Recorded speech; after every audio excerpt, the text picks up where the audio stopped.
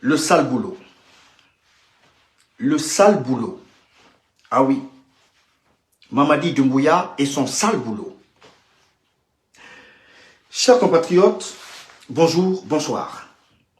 C'est avec le cœur très lourd que je fais cette vidéo aujourd'hui. Le 5 septembre 2021, un coup d'État contre le régime du président Alpha Condé perpétré par une unité de forces spéciales composée de seulement 400 éléments, à sa tête un certain Mamadi Doumbouya, qui enchaîna de beaux discours et de très belles promesses. Et dans ces discours, une phrase choc a capté l'attention de tous les Guinéens. On fera le sale boulot. Cette phrase a capté l'attention de tous les Guinéens. Et nous, on s'est dit, voilà l'homme qu'il faut pour ce pays.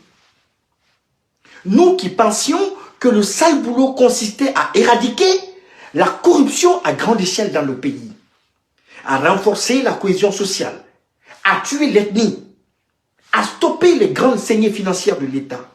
Mais non, non, tu nous as menés en bateau, Mamadi. Ton sale boulot consistait à éliminer tous les esprits brillants qui s'opposent à ta démarche assassine. Tu nous as bernés avec tes jolis mots, pleins de promesses. Oui, frère. Tu nous as dit de fermer les yeux. On les a fermés, Mamadi. Par confiance, on les a fermés. Mais quand on s'est réveillé plus tard, les corps de Sadiba et de Célestin Bilivogui étaient abandonnés à la morgue. Tout le monde le sait. C'est ça le sale boulot. Tu nous as dit de croiser les bras. On les a croisés, Mamadi. Mais quand on les a décroisés, Foniké, les Billo, les Marwan et tous les autres avaient déjà été enlevés. Tu m'as dit de rentrer au pays en 2024. Mais j'ai refusé. Parce que je ne voulais pas souiller ma main du sang des Guinéens. Je ne voulais pas être le griot d'un criminel qui s'en prend aux mineurs pour des prises de position de leur père. Je ne voulais pas que les enfants de Sadiba, de Célestin, de Pivi, de Foniké, de Billo, de Marwan m'indexent demain comme un complice du sort que tu as réservé à leurs parents.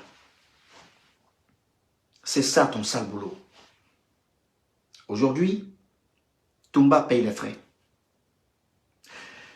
Chers parents de la forêt, je voudrais vous adresser un message par rapport à tout ce qui se passe aujourd'hui dans notre pays. Je voudrais vous demander de ne pas oublier les 200 et quelques victimes du stade de Zérékoré. Je voudrais vous demander d'avoir une conscience historique, une mémoire historique. Ces victimes causées par les membres du CNRD, sans que justice ne soit faite. Je voudrais vous dire de ne pas oublier le colonel Célestin Bilivogui, ni le colonel Claude Pivi. Je voudrais vous dire que je ne pouvais pas combattre le régime du capitaine Moussa Dadis Camara et soutenir celui de Mamadi Doumbouya.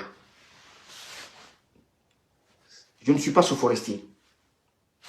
Je voudrais vous dire qu'un jour, le président Dadis m'avait invité à la maison centrale pour me féliciter pour mon patriotisme affiché et assumé.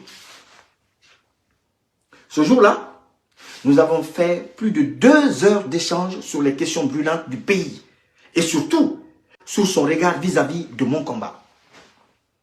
Il me disait qu'on l'avait induit en erreur à mon sujet et qu'il comprenait à présent que mon combat n'était pas personnel. Et après cette rencontre, je suis allé voir le colonel Mamadi Doumbouya pour lui demander de faire libérer le président Dadis.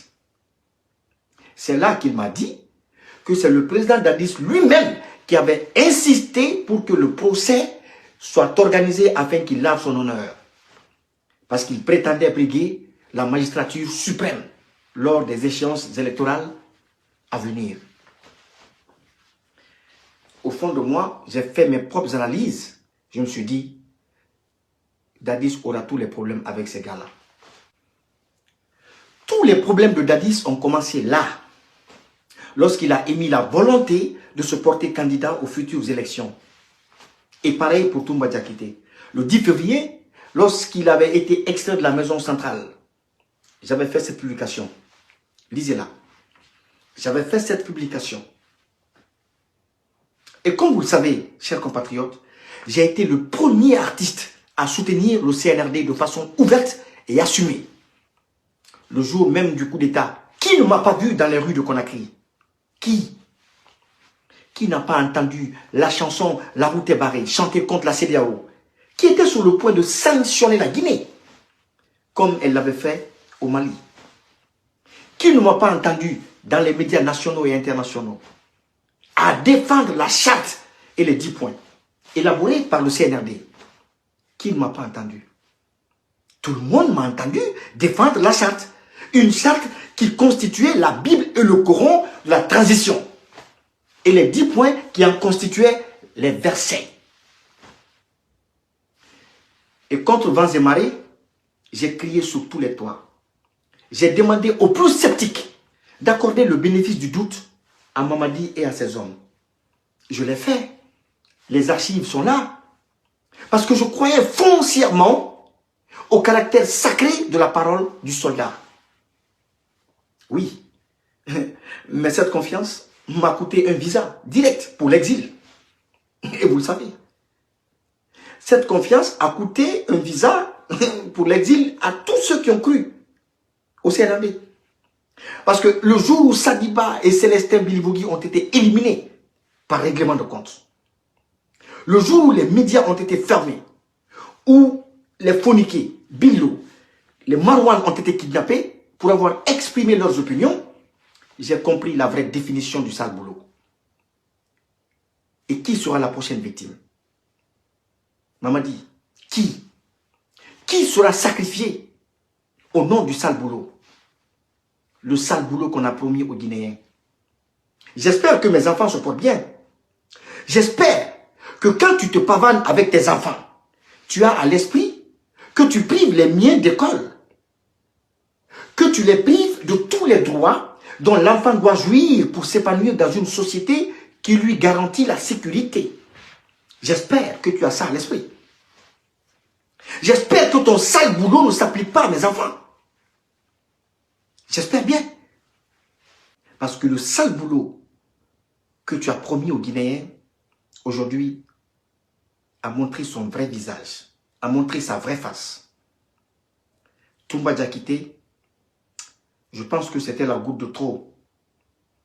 Mais, je le redis encore une fois ici, ta plus grande chance, Mamadi, c'est que tu es à la tête d'un pays où le peuple n'a pas de conscience politique, n'a pas de conscience culturelle, n'a pas de conscience sociale, n'a pas de conscience historique. C'est la plus grande chance que tu as. Mais, laisse-moi te dire que le karma, je l'ai dit la fois passée dans une de mes vidéos, le karma va s'appliquer et personne, aucun élément du CNRD, ni des membres, ni du gouvernement ne s'en sortira.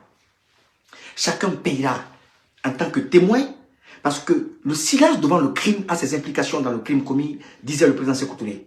Vous êtes tous complices, tous, civils comme militaires. Père Alam de Toumba, merci beaucoup.